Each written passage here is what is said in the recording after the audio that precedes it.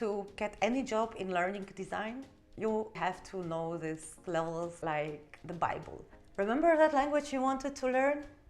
Today I want to share with you a model that comes from another psychologist. We use it quite often in learning design, and you can use it to formulate your own goals and have a shortcut. Let's go.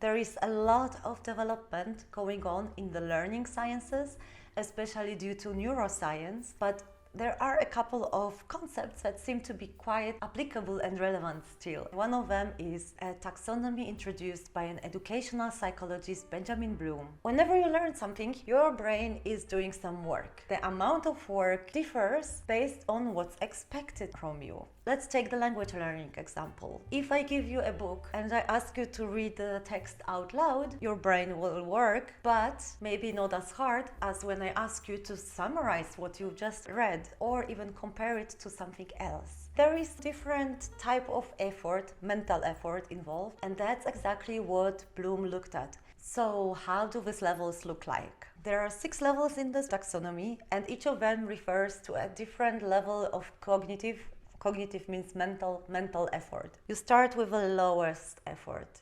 The lowest effort is remembering something. Remembering means recognizing and recalling facts or pieces of knowledge. Remembering is the lowest effort. Don't need to understand it, don't need to do anything with this information, you just have to remember it. For example, if I go out in Upper Austria and somebody says, hey, this is a schöne Dog, I remember a chain of syllables, hey, this is a schöne Dog, I might remember this phrase, and I will recall where it was said. The next level would be understanding. Hey, this is a schöne Dog means today is a beautiful day. So when I understand, I know what this sentence means. Once I understand what it means and I remember it, I can apply it. I can say to somebody, hey, this is a schöne Dog.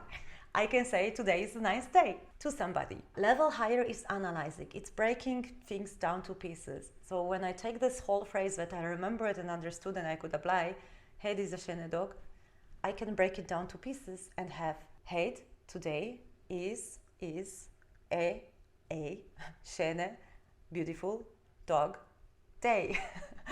Hate is a schöne Dog. So we have this. I can analyze it. And then next, I can create something out of it. Now I have these different elements. I can put them back together in a different way. I can even put them wrong.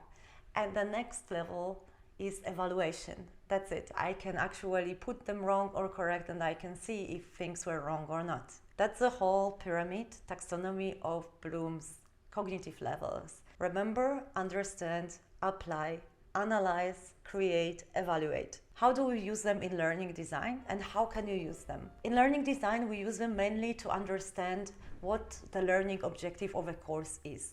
If we have some information, and usually there's quite a lot, what would be expected from the students? Is it needed for them to just remember the piece of information, or do they need to do something with it? Do they need to apply it in a specific way? Do they need to understand connections or break down processes to step by step and put them back together in order to avoid making mistakes?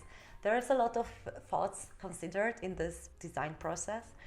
But I also like to think about this model and Bloom levels when I'm learning a second language. Because I know that the more work my brain does, the more I'm helping myself to build strong connections between these little neurons in my brain and therefore remember it for longer and better. So whenever I'm learning a new language, I would hardly stop at the level of remembering. If I learn a new word, probably I will not try to just remember this one word. Let me give you another example of a word from Polish. Let's take a verb to win. To win in Polish means wygrać. If I was learning Polish, I would never stop at this word. I would look up the etymology. And I would discover that this word consists of 2 different words, the prefix wy and the word root grać. Grać means to play. So already I learned 2 words, wygrać, grać.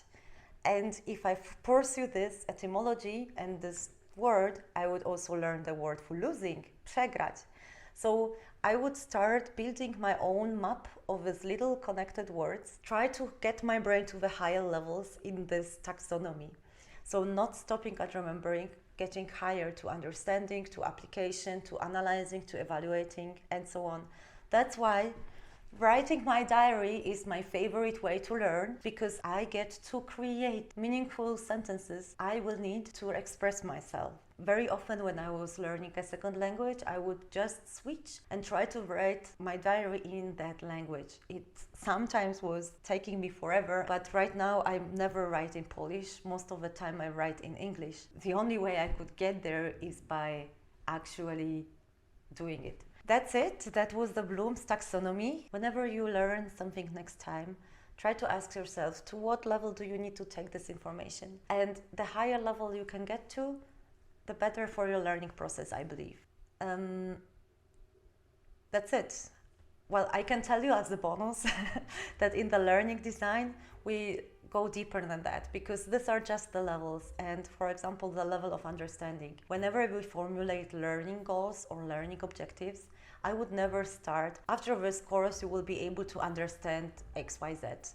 No, because there is no way for me to measure understanding. Like I can just ask you, do you understand or not? But how can I measure it? I can only measure it if I ask you to reproduce something, for example, explain something. For each level, we have specific verbs that we can use to formulate learning objectives. For remembering, it would be words like list or recall, for example, recall 5 English words. Let's say that we're making a language course. Then understanding would be explain something or describe something. Apply would be, for example, choosing the correct word for a specific situation. Analyzing would be breaking things down to pieces. Could be when you learn a verb, you need to write down, okay, the whole different forms for each person, like I go, you go, he goes, she goes. And if you learn a different language like German and Polish, you have even more fun than in English. Evaluation, for example, identify wrong sentences from the sample or spot a mistake in the text. And create would be describe or write down in your own words. This would be the learning objectives. How can you apply this? Try to get to as high levels as possible. When you're learning a language, of course, you have to remember the words to understand it, and you have to understand it to apply it, and you have to apply it to do the rest of stuff. But you don't have to start at the bottom. You can immediately start creating. That's why writing a diary, that's what I mean, create. And when you write in this new language, you can look up the words that you would need. You might make some mistakes, that's okay. But try to autocorrect yourself. Use the evaluation. Create and evaluate, combine those two. So when you write something, try to evaluate as well to see if you had the learning effect. There are, for example, websites and services where you can send in your text and the native speaker will correct it and give you feedback. That's an excellent way to boost your language skills. Much better than just trying to memorize lists of words. And that's when people say they don't like learning. Let's say you're learning a language, you have 6 levels. You start with remembering. You remember a word or a phrase. For example, it's raining cats and dogs. You just remember it. The next level is understanding. It's raining cats and dogs. It means it's raining a lot, unbelievably a lot. It's pouring down. The next level is application. You will know when to apply this phrase and how. You can say it's raining cats and dogs when it's raining, but you're not gonna use this phrase when it's sunny. Then you have analysis. You can break this phrase to pieces.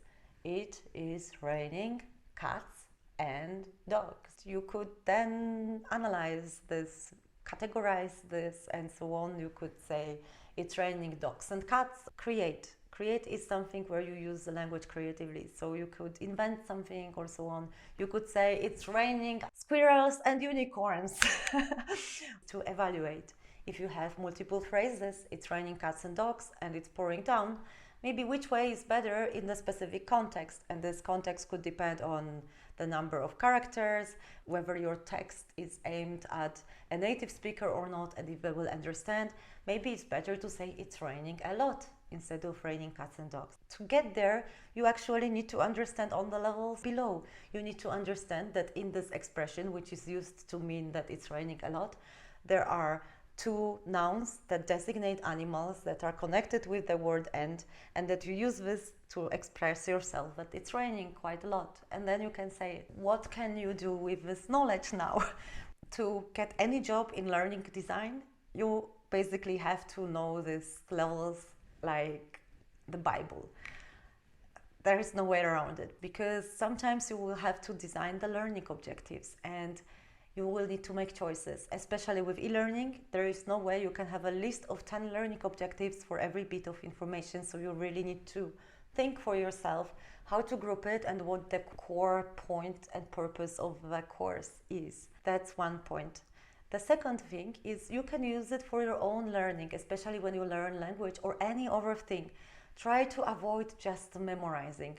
Always try to get to the higher levels, creation or evaluation or analysis. Look up the words that you need to express yourself. Try to create. And remember to subscribe. We're still on our way to get 100 subscribers, so we can change the name of this channel. It's also a sign for me that you're actually enjoying what I'm doing, and it's very encouraging. So thank you and see you next time.